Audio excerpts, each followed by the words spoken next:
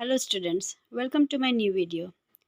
आज के वीडियो में हम लोग क्लास 9 के बुक बिहाइव का एक पोएम पढ़ने जा रहे हैं। इस पोएम का नाम है no man are foreign. The poet of this poem is James Kirkup. सबसे पहले हम लोग इस पोएम के पोएट जेम्स कर्कप के बारे में जानते हैं।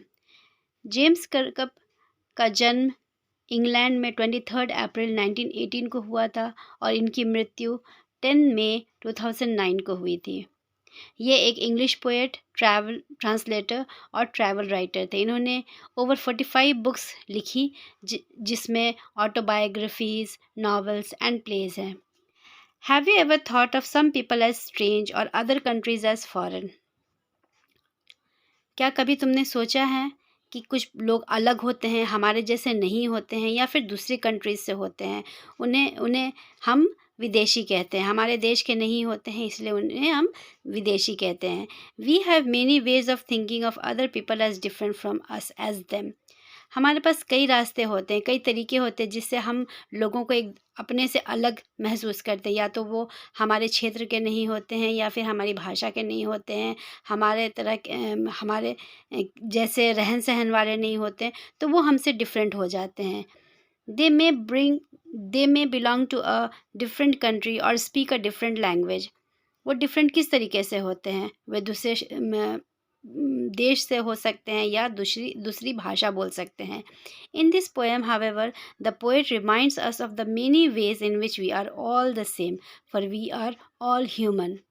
इस पोएम में पोएट हमें इस चीज़ को रिमाइंड करा रहा है, याद दिला रहा है कि डिस्पाइट ऑफ द फैक्ट कई तरीके से हम एक दूसरे से डिफरेंट हैं, लेकिन फिर भी हम एक तरह से सेम हैं। और वो तरीका है बीइंग ह्यूमन, क्योंकि हम लोग सभी ह्यूमन हैं, मनुष्य हैं, इंसान हैं। Now let us read this poem.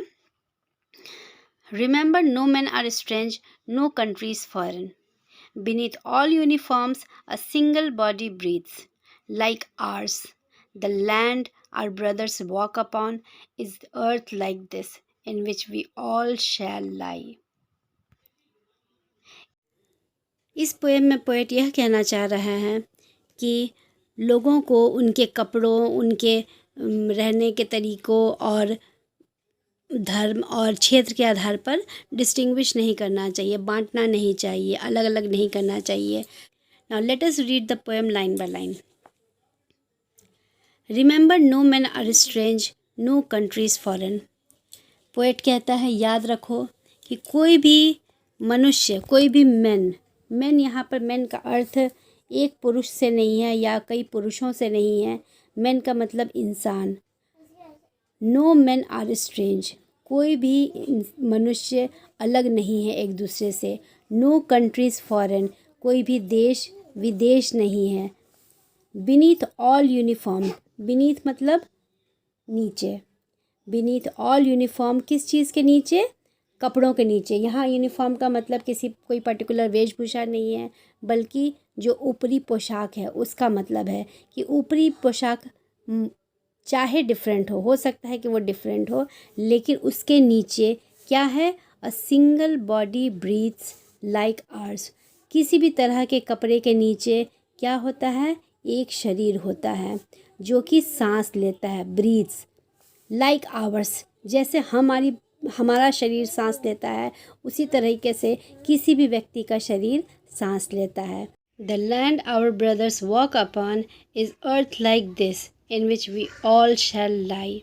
वह ज़मीन जिस पर हमारे भाई चलते हैं इज़ अर्थ लाइक दिस, वैसी ही ज़मीन है जैसे कि हमारी है। इन विच वी ऑल शैल लाई, जिसमें हम सभी अंत में मिल जाएंगे। जिस they too aware of sun and air and water, वे भी, दे मतलब वे लोग जो कि हमारे देश में नहीं रहते हैं, दूसरे देशों में रहते हैं, वे भी aware of sun and air and water, वे लोग भी सन यानी सूर्य, एयर मीन्स हवा और वाटर मीन्स पानी की मौजूदगी से परिचित हैं, अवेयर हैं। मतलब उन्हें भी पता है कि हमारी पृथ्वी में सन है, एयर है, वाटर है।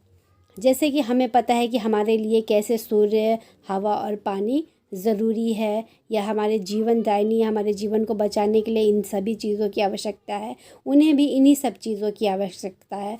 तो उन्हें भी इस बात की जानकारी है कि ये हमारे लिए, उनके लिए कितने इम्पॉर्टेंट है, महत्वपूर्ण है। Are fed by peaceful harvest. Are किसके लिए यूज़ हुआ है? दे के लिए यूज़ हुआ है। दे, हम इसे पढ़ेंगे, they are fed by peaceful harvest. वो लोग भी शांति से खेती करते हैं, अपनी फसल उपजाते हैं और वो खाते हैं। They by wars long winter starved. और वे लोग भी, जब युद्ध होता है, जब ठंड के दिनों में युद्ध होती है या कभी भी युद्ध होता है, तो उसकी तकलीफ़ को झेलते हैं। युद्ध में लंबी शीत ऋतु की भांति मरते हैं। स्टार्व करना मतलब भूखे मरना। तो जैसे कि ठंड जो है, विंटर जो है, वो हमेशा से भुखमरी का प्रतीक रहा है। ऑल्दो ये फैक्ट है कि ठंड के दिनों में अच्छी सब्जियां मिलती है या काफ़ी अच्छी फसलें होती है, लेकिन जब वॉर होता है तो लोग वॉर में, युद्ध में झोंके जाते हैं और फसल नहीं हो पाती है, खाने के लिए अनाज नहीं हो पाता है, तो लोग भूखे भी मरते हैं। Their hands are ours. उनके हाथ बिल्कुल हमारे जैसे हैं। And in their lines we read. और उनकी हाथ की लकीरों में हम क्या पढ़ पाते हैं? अ labour not different from our own. उनके हाथों में भी वैसी ही लकीरें हैं, बनती है जैसे कि हमारे हाथों में, जो कि मेहनत कश हाथ हैं। और मेहनत करने के बाद हमारी हाथों में जिस तरह की लकीरें बन जाती है, उसी तरह की लकीरें उनके हाथों में बनती है। तो कहने का मतलब पोएट यह कहना चाहता है कि वे लोग भी, इसके बावजूद कि वो लोग दूसरे शहरों में, दूसरे देशों में रहते हैं, वो भी सन, वाटर और एयर के बारे में जानकारी रखते हैं। उन्हें भी, उनके लिए भी, उनके जीवन के लिए भी सूर्य, हवा और पानी का उतना ही ज़रूरत है जितना हमें ज़रूरत है। उनके लिए भी फसल उतनी ही ज़रूरी है।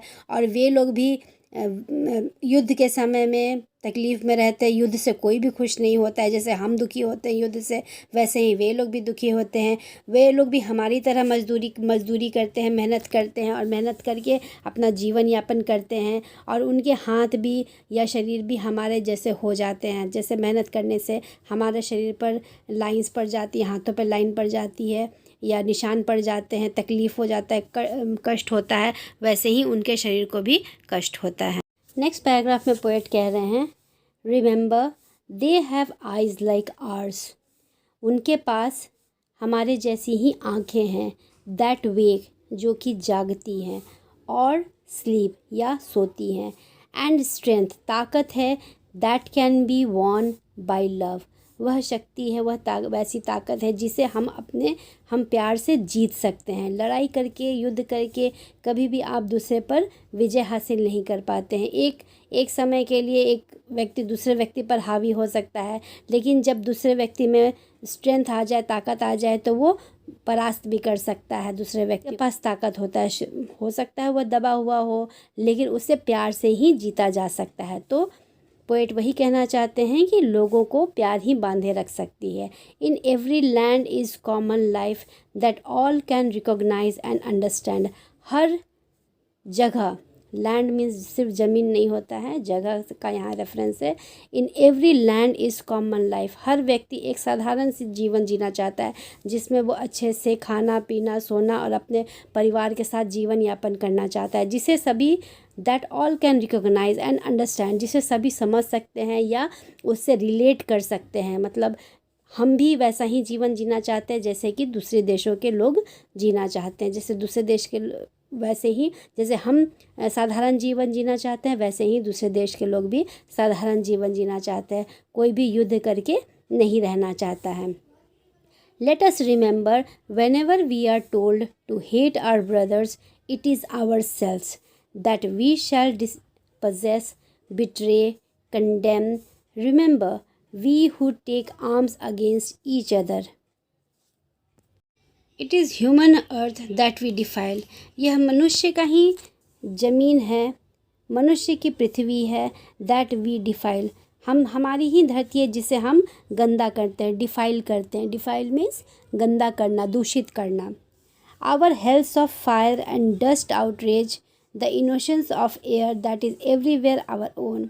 हमारी नफ़रत की आग, अग्नि आग हेल्स ऑफ फायर, जो नफ़रत की आग जो पैदा हुई है और धूल है, नफ़रत की धूल है, वह हवा की मासूमियत को, of air, innocence of air, हवा की मासूमियत को नष्ट कर रहा है। That is everywhere our own. जो हवा हमारे चारों तरफ है, जो माहौल है या जो दुनिया है हमारे तरफ, उस चीज़ को नष्ट कर रहा है, उस चीज़ को गंदा कर रहा है। Remember, no man are foreign and no countries strange. हमें ये याद रखना चाहिए कि कोई भी मनुष्य अलग नहीं है, दूसरा नहीं है, अजीब नहीं है, या दूसरे जगह का नहीं है। नो कंट्रीज स्ट्रेंज, या दूसरे देशों के लोग अजीब नहीं है, अलग नहीं है, वे बिल्कुल हमारे ही जैसे हैं। तो बच्चों, ये था poem no man are foreign का एक्सप्लेनेशन। उम्मीद करती हूँ आपको ये पोएम समझ में आया होगा। Thank you for watching.